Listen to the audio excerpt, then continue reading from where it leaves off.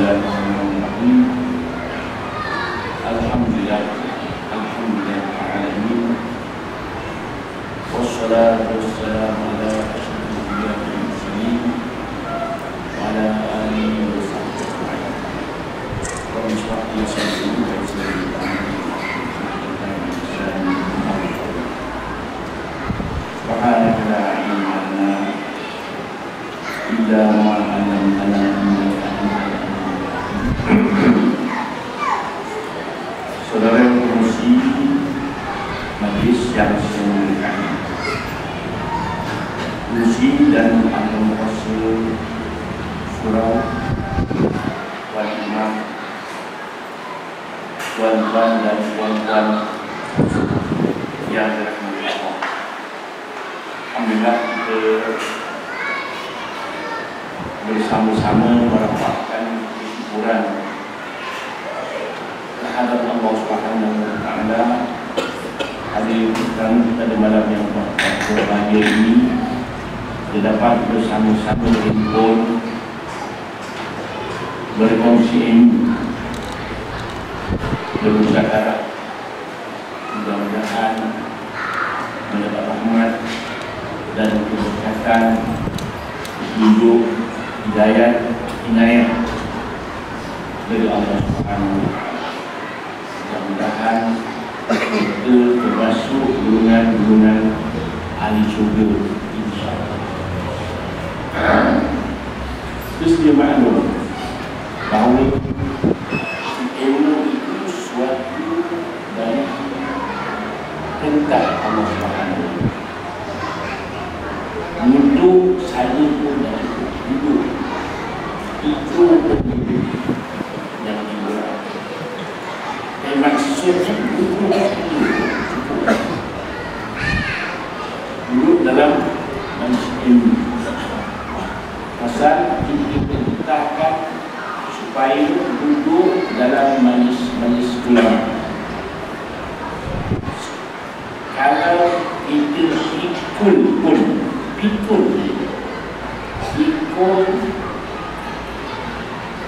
jenazah ulama ahli syurga pun Allah Ta'ala takkan seksa kita kalau kiranya kita mengikut jenazah orang-orang alim.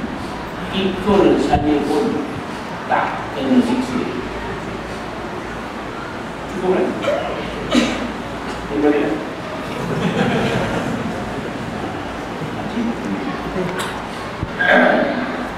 Itulah kelebihan. Sebabnya dikatakan nuntut satu bab dari ilmu, nuntut lebih baik daripada sembahyang sunat 1000 rakaat. Kita nak sembahyang sunat 1000 rakaat takkan ada, tak sanggup ada. Tetapi kita berduduk saja tuntut ilmu, satu bab daripada ilmu lebih baik dari semua sunat 1000 rakaat. Kita lihat saudara, Nabi Al-Qadiyah sembahyang sunat 1000 rakaat. Imam Ahmad bin Hanbal sembahyang sunat 200 rakaat. Harun al-Rashid sembahyang sunat 100 rakaat satu malam. Kita sembahyang sunat 2 rakaat satu malam. Itu pun dah bagus. Tetapi tambah lagi dengan ilmu, tambah dengan ilmu. Dia kebesaran tuan-tuan, kalau ada mana-mana tuan-tuan belum datang ke sini, jangan lepaskan dua. Duduk yang bagus, ni bawa pensel yang paling bagus. Pensel dan kertas, tulis apa yang perlu sebutkan. Baru disebut. Kadang-kadang yang silap, tiap-tiap datang ceramah, tak ramai yang bawa pensel di bawah kertas. Dia hafal. Itu juga kita. Apa yang perlu sebut, ingat waktu saya mengaji dulu, kami bawa kitab. Bambu tak bawa kitab, masa saya mengingat. Tapi sekarang kembali buka. Bambu bawa kitab, negeri tak bawa kitab.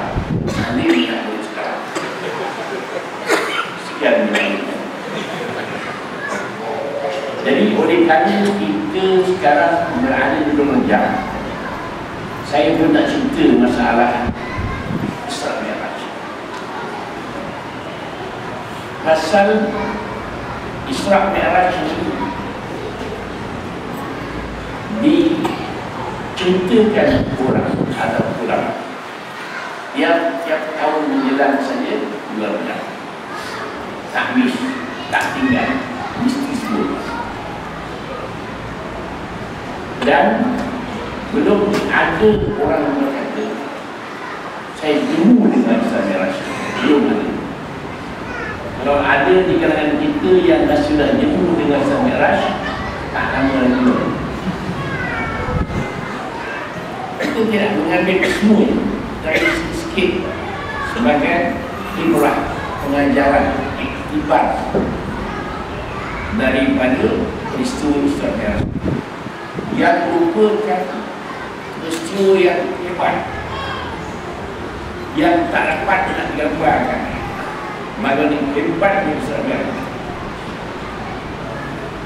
Perjalanan daripada Mekah ke Baitul Maqdis itu naik unta, sebulan pergi, sebulan balik.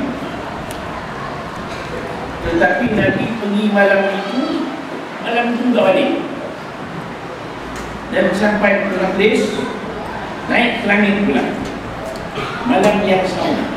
Tak boleh. Tetapi kita kena baca ini merupakan kuasa Allah Subhanahu Wa Taala yang lebih hebat daripada berbuat. Ibrahim boleh naik ke sini dan langit bumi juga. Itu sebabnya kita lihat bahawa apa saja yang Allah nak buat akan pun betul. Jangan sekali-kali kita rasa ragu-ragu. Ya ke menunjukkan ada sedikit syak. Akidah tak boleh main. Kita nampak je. Tak yakin, syak, zon, waham, jahil. Jahil berbeza gul. Jahil murakkab, jahil basit. Yakin, percaya 100%. Kalau tak percaya 1% saja rosak iman. Yakin. Syak, percaya 20, tak percaya 20, rosak iman. Zon, percaya 25, tak percaya 25, rosak iman. Waham, percaya 25, tak percaya 25, rosak iman. Jahil, tak tahu. 2, dan murakkab, jahil basit. Jahil basit maknanya dia tak tahu, memang tak tahu. Jahil murakkab, dia tak tahu yang dia memang tak tahu. Itu bagaimana? Mesti yakin. Yakin 100%. Dia yakin adanya alam barzakh. Yakin adanya alam akhirat. Yakin adanya alam surga. Yakin adanya alam neraka. Yakin adanya titian surah. Yakin adanya pemadasan kubur. Mesti yakin. Tak boleh. Dan hari ini aku nak cakap dia lah kesana. Jangan kita mempersoalkan hukum-hukum Allah Ta'ala, termasuk masalah-masalah sama'iyat. Sama'iyat maknanya dari alam kubur sampai ke alam akhirat. Sampai. Jadi sekarang ni, yakin adanya Isra Mi'raj. Isra perjalanan daripada Kaabah sampai ke Baitul Maqdis. Mi'raj daripada Baitul Maqdis naik ke langit sampai Sidratul Muntaha, sampai ke Mustawa. Tak ada ampun, sikit pun ampun. Isra perjalanan di waktu malam daripada Baitullah ke Baitul Maqdis. Soalan timbul, waktu Nabi nak diisrakan itu berbagai-bagai pertimbangan. Ada meninggal di rumah Abu Talib, ada meninggal di rumah Ummu Hani, ada meninggal di rumah Khadijah, ada meninggal di rumah Nabi sendiri, dan berbagai-bagai pendapat. Itu tak penting. Yang penting sebelum Nabi berangkat ke Isra itu, Nabi dibawa ke Kaabah.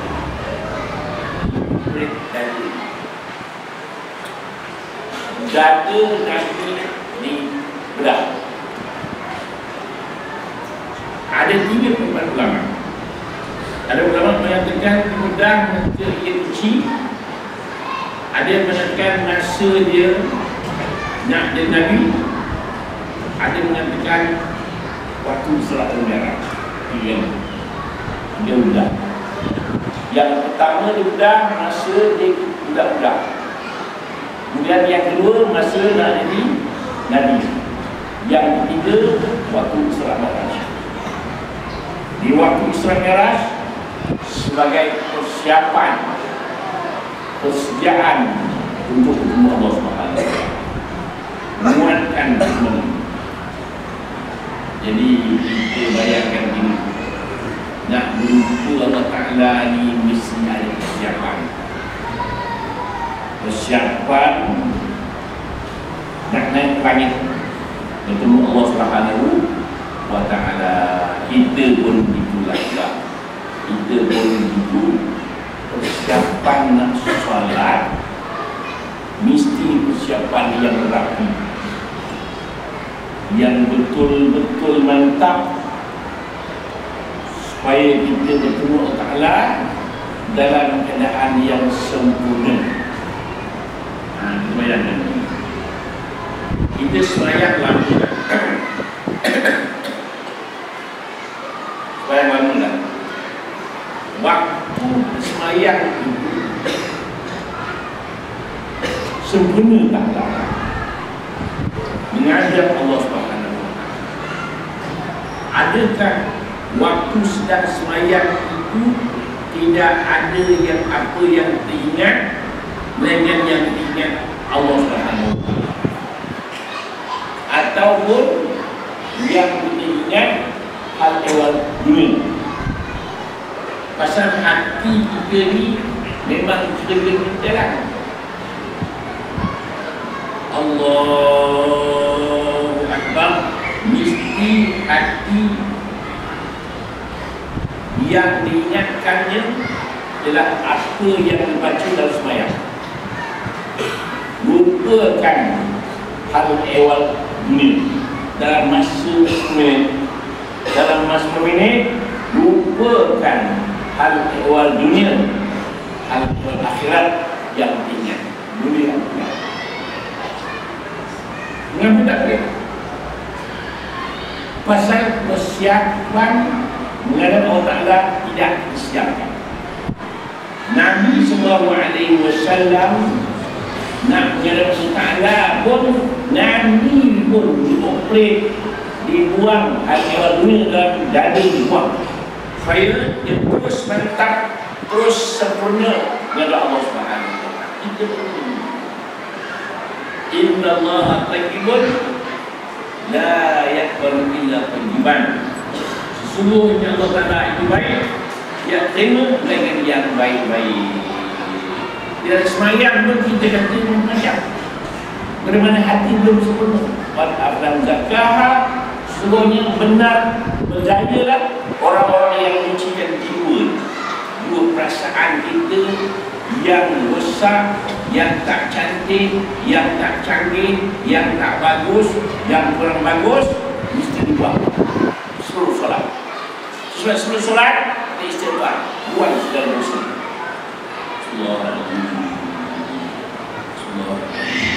Buang dulu pasal rosak. Nukta saudara, maknanya kalau itu ada dosa yang titik-titik dan rosak. Maka kemudian kita mesti belajar bagaimana untuk khusyuk dalam sembahyang. Yang pertama sekali adalah istighfar dari segala dosa yang kecil, dosa yang besar, dosa lahir dan dosa batin.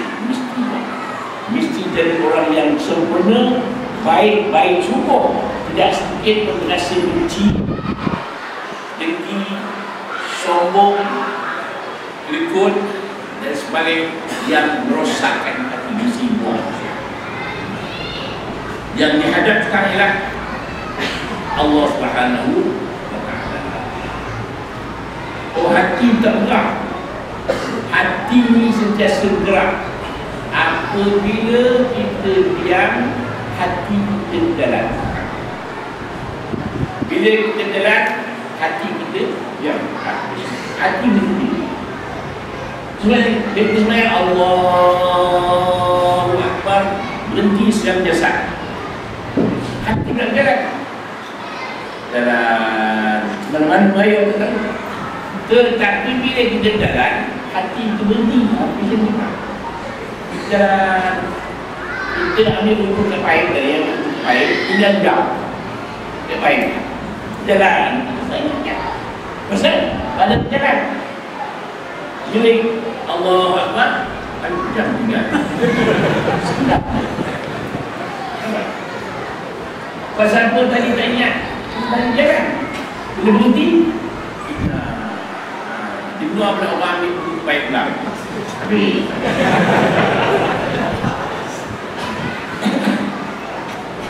Lebih dari jantung lah. Jantung kita berjalan, dia berjalan. Dia kita berjalan, dia berjalan. Dia berjalan, kita berhenti. Dia berhenti, kita jalan.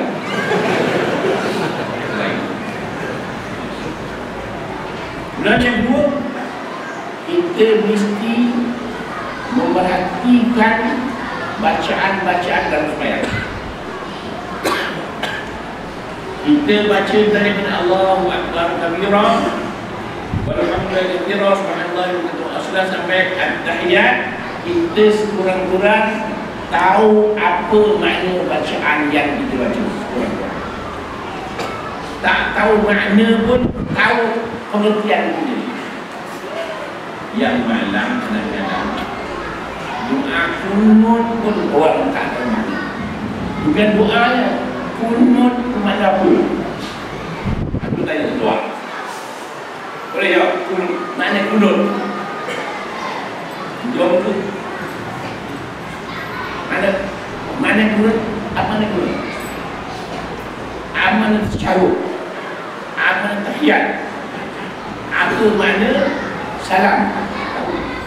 Pasal kita seorang Melayu ni baik. Kalau saya kalau tahiyat ada pengganti. Dia suruh baca tahiyat, dia suruh baca tahiyat, dia baca tahiyat. Pengantin nak kahwin baca tahiyat. Bukan baca tahiyat. At-tahiyat sampai pinjam amin lagi. Ada tak macam itu? Ada amin dia. Itu tetapi ada yang pengantin pada orang kita awak sembahyang. Kemudian dia menjawab, nanti menjawab. Awak sembahyang. Lepas subuh Sudah tanya. Dan dia bilang baca Johor. Johor. Bertanya lagi, baca Johor apa? Dia bilang baca Johor, Singapura.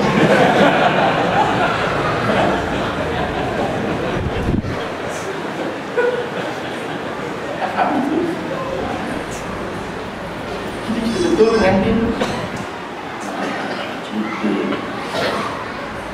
itu wamil sembahyang. Jadi selesai tuan akan datang minta tuanmu yang mengajar di sini, minta tolong terjemahkan dan uraikan satu-satu bacaan dalam sembahyang. Minta tolong. Fatihah dari Al-Hamdulillah sampai Al-Dhalin urai satu-satu. Dan Wadduha satu-satu.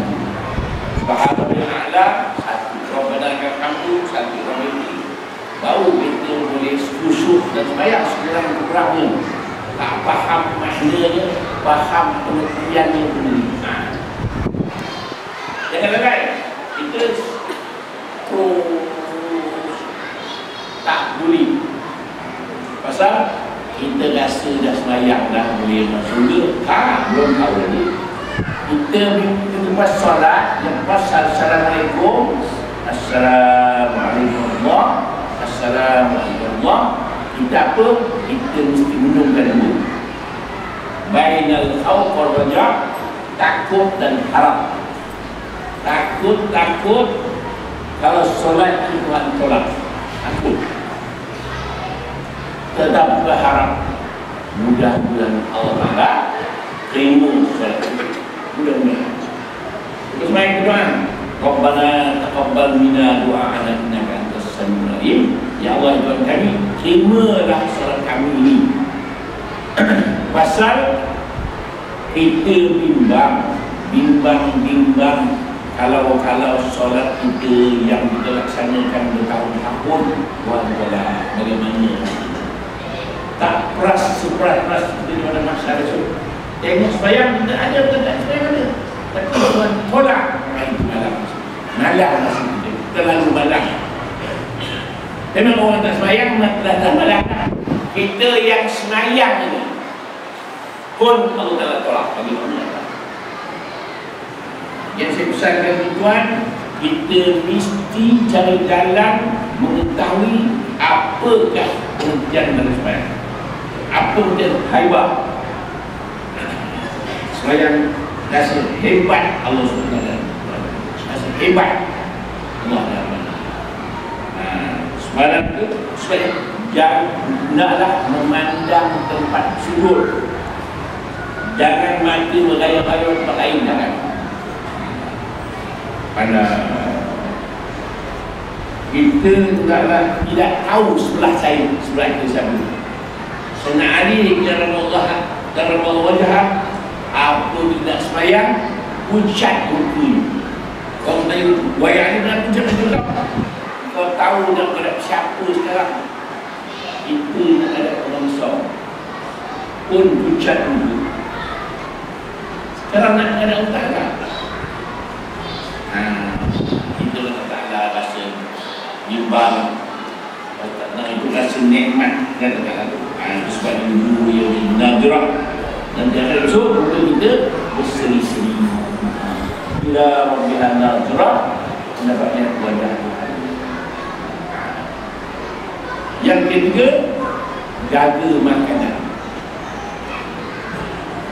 Makanan yang haram tentu tak makan. Yang syubhat, yang timbul masalah, rasa halal kita halal. Apabila rasa tak halal, walaupun halal, rasa tak halal, jangan makan, senang. Tapi tak mau dulu, halal lalu. Jangan makan. Tidak dulu ada rasa tidak. Bagaimana Nabi Adam pesan kepada anak-anak, wahai anakku, pesan kepada anak-anak, apa apa keraguan yang timbul dalam hatimu, jangan buat keraguan. Pasal aku pun dia ragu dulu nak makan buah surga tu. Aku makan dulu kan besar aku. Nabi ada pesan, wahai anakku, pesan kepada anak-anakmu pula. Kalau ada perasaan keraguan dalam hati, ada perasaan keraguan nak makan sesuatu itu, rasa hati dimakan. Jangan. Ya. Wahai anakku, pesan kepada anak-anakku, apa-apa kerja hendaklah bermesyuarat. Aku nak makan buah surga itu, aku tak bermesyuarat yang malaikat. Aku makan dulu, aku menyesal. Wahai anakku, pesan kepada anak-anakmu, jangan ikut kehendak kaum wanita dalam hal suami ini. Aku ikut istiadat. Awak nak makan, aku pun makan. Dan terjadilah sesal yang tak dapat kesudahan. Itu Nabi ada pesan. Kita pun begitu. Jangan makan sesuatu yang timbul keraguan. Da' ma yaribuka ila ma la yaribu. Tinggalkan apa yang meragukan kamu kepada yang tak ragu. Makan ragu tak? Ragu. Kalau tak makan, tak ragu pula. Tak makan. Sekarang ni kita kadang-kadang makan tahu Cina. Tak haram, tapi subhat. Subhat, kita memang ada benda-benda yang tak halal, tak tahu. Yong tahu ni Cina tak tahu. Ada orang kata dicampur minyak albak sikit. Ada orang kata tak tahu. Tapi sedap pula. Itu masalah. Sedap. Tak rasa sesat. Pasal kita makan yang tak ada haram, tak nampak. Aku pegang senang pula. Tak nampak, tak haram, tak. Ada orang cerita saya, itu pun tak sahih. Elok itu jangan. Kadang-kadang ada cina-cina yang bawa ikan-ikan ni, dia buat ayam, dia memang ayam yang sembelih juga. Siapa sembelih ni? Orang lain, dia yang sembelih. Itu makan sedap.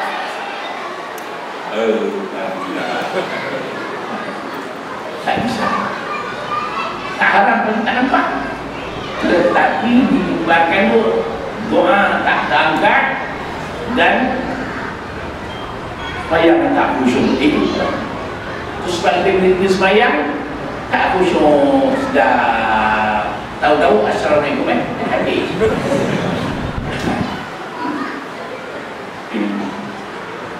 Yang keempat, solat jangan buka radio, jangan buka televisyen. Tutup.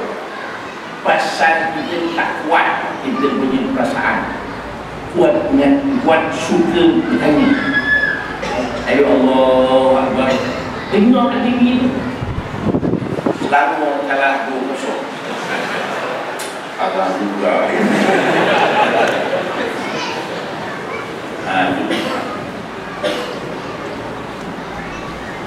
Anak-anak jangan bagi bising. Anak-anak jangan bagi bising. Jangan semayang depan tingkap. Ini semayang singgah ini. Untuk ini. Dan jangan semayang di atas surat khabar. Ingat lagi juga. Di semayang surat khabar nanti. Allah. Baik. Malam tak ada ingat. Itu tingkap. Tengok orang lalu.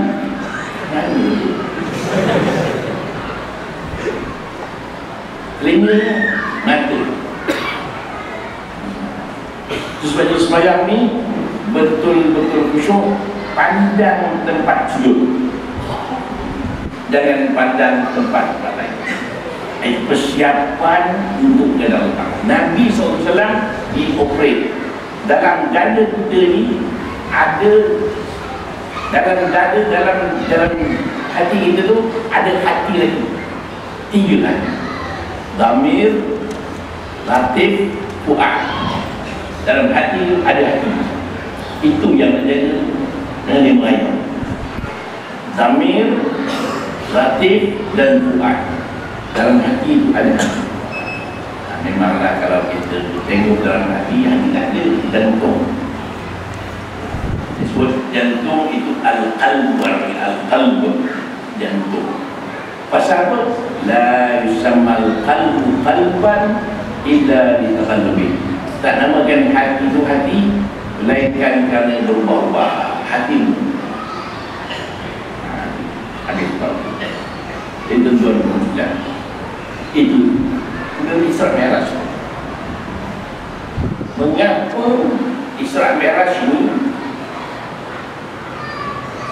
bertolak dari Baitul Maqdis, daripada Baitullah ke Baitul Maqdis, dari Baitul Maqdis naik ke langit?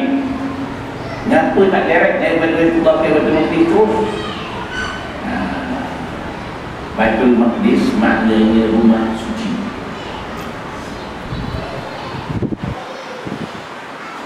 Nabi-Nabi Nabi suci dan malaikat suci berkumpul di Baitul Maqdis semua, bertolak naik langit. Dan kata setengah pendapat, dari Baitul Maqdis naik langit hanyalah kaki. Dari Baitul Maqdis naik langit itu 18 batu boleh.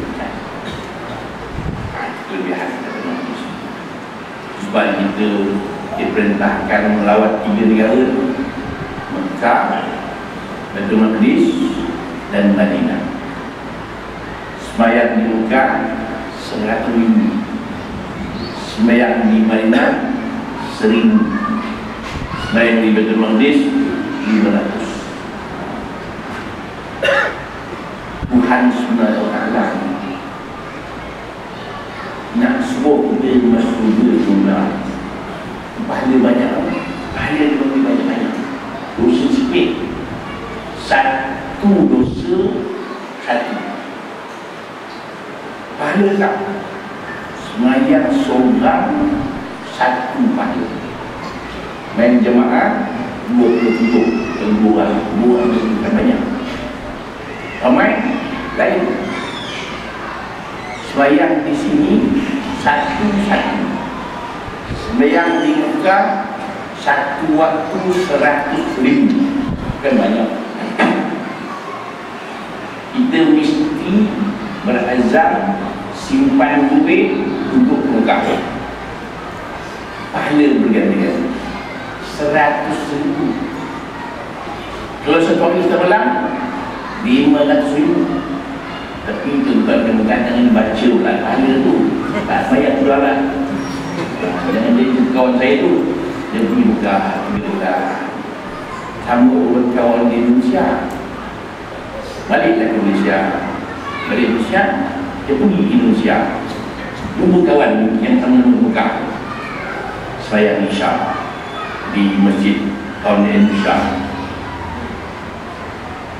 Dia tanya ni kawan di Indonesia tadi, "Bapak, lepas Isya kita ke mana?" "Kita ke disco." Disco? "Ke Bapak sudah ke Mekah?" "Ya, saya sudah ke Mekah 3 bulan." Cuba saudara kira, satu waktu 100,000, 5 waktu 500,000, kalau 3 bulan kau minta 45 juta. Kalau menari sikit banyak, untuk 3,000 enggak apa-apa. Pahala banyak. Sebab pahala bukan beli kerja, pahala mungkin boleh dikira-kira. Sebabnya pahala kita ni besar. Orang bujang sembahyang satu pahala. Kalau kahwin 70 bukan? Kalau kahwin 2 140 macam berani. Balik rumah sekarang cakap ke rumah saya nak pahala 40. Nak cerita Allah Ta'ala benda pahala banyak.